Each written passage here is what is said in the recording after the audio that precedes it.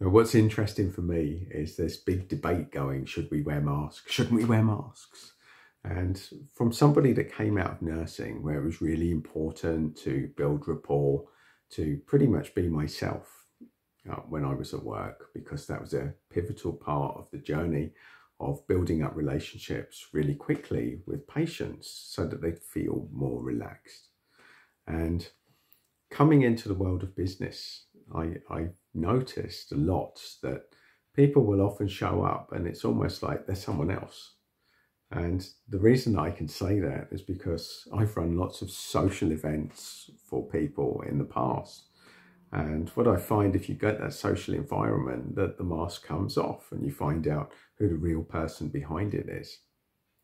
And now with lockdown, with people having to work from home, being surrounded by their family, that getting that difference, finding that balance is a lot more difficult, because it's not like you can walk out the door, then you're your business person. You have to be that same person in both your home and your work environment right now. If you're at home, working from home with the family around. And it's more difficult than ever to have those two personas.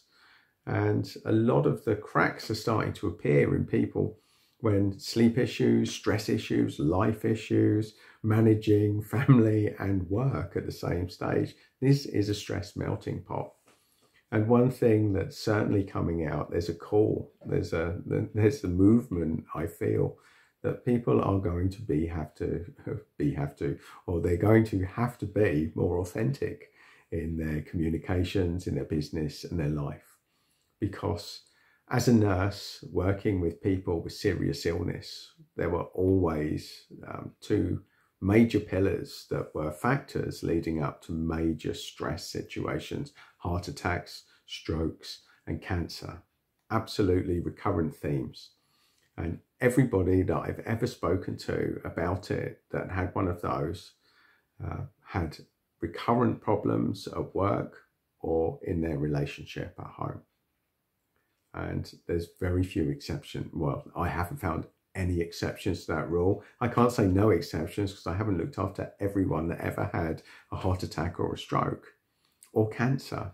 But one thing I do know is that the stress response works in a way that if you're waking up with negative thoughts about anything, then that will send you into fight or flight mode, which will affect your sleep, it will affect your eating habits, and it will affect your life, which will adversely affect every single relationship that you've got eventually.